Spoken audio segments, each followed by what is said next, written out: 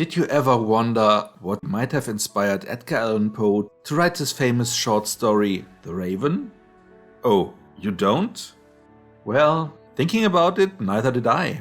But the team behind the movie Raven's Hollow did think about it, so here we are.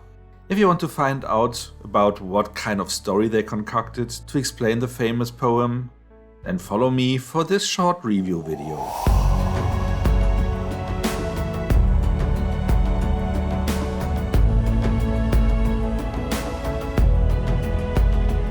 The movie starts with a girl dying of very unnatural causes, being pursued by something in the woods, and then later in her hut, hovering under the ceiling, suddenly something, either leaves or feathers, are flying into her mouth and filling her up completely, suffocating her.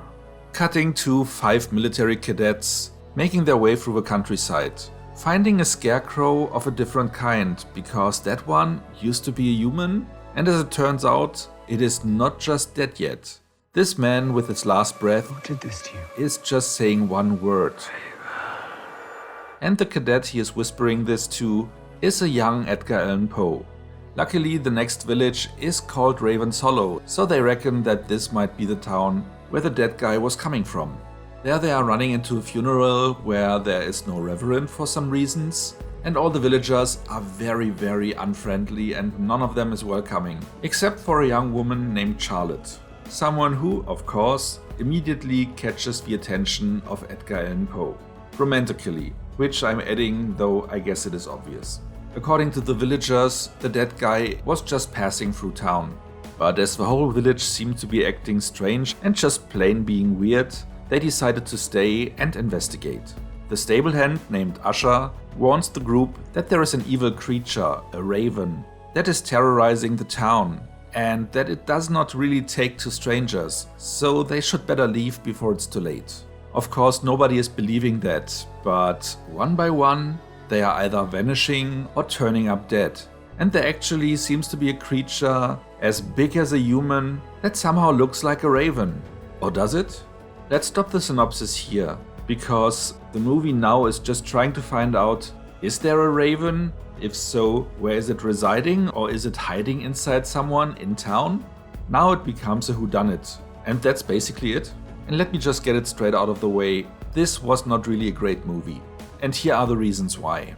First and foremost, there is the fact that the main characters, by which I here mean the 5 cadets, which includes Edgar Allan Poe, are written without any profile, there is no character development, and they are completely interchangeable. So at no point in the movie you actually fear for them or sympathize with them. You are not even interested in what happens to them, and that is not a good basis for a whodunit and for a movie where you have a body count and are supposed to care for the victims. Also, the acting with those characters is not the greatest. Sure, they didn't have much to work with, but it somehow even felt as if they weren't even trying. And towards the end there are so many scenes where Poe's character is just screaming another character's name over and over again, and that is such bad writing, and the acting is also very bland there, so that it really starts to be unintentionally funny. The only ones who seemed to be having fun with their roles were the villagers, especially Charlotte, her mother, and the weird village doctor, who just loves to do autopsies. The movie also didn't really capitalize on the fact that their lead character is Edgar Allan Poe. There are some throwaway side gags here, like a stable hand being named Usher and Charlotte's sister being named Lenore. And Poe also is having a weird role here, because the thing that he keeps doing is telling his men, who aren't really his men because he has the same rank as everyone else, to stay longer than they wanted to. And that leads to some of them dying. But he never even reflects on that. But the good thing is, at that point, like himself, we are also not really caring about what's going on there.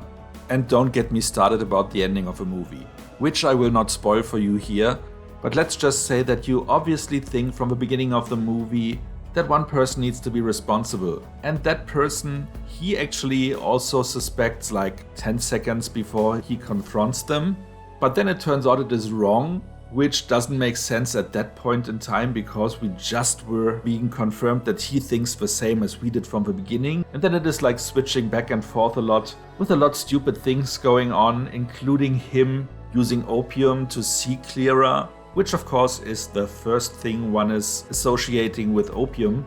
And overall, the last half hour of a movie doesn't make much sense. And I'm not saying that meaning that you cannot follow the story, I just mean the story is just stupid. And the twists and turns they are trying to put in there are also not really making sense. You have no issue following what's going on, you are just thinking, WTF? Why? And that's about it.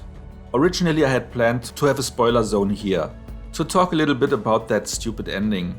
But honestly, I think that it is neither worth my nor your time to deep dive into that. So let's just go to the rating and be done with it. But before we do so, let me ask you to like and share this video if you enjoyed it so far. And if you're not a subscriber yet, then maybe consider to change that. By also hitting the notification bell, you will get a heads up for most of my new videos. Now for the rating.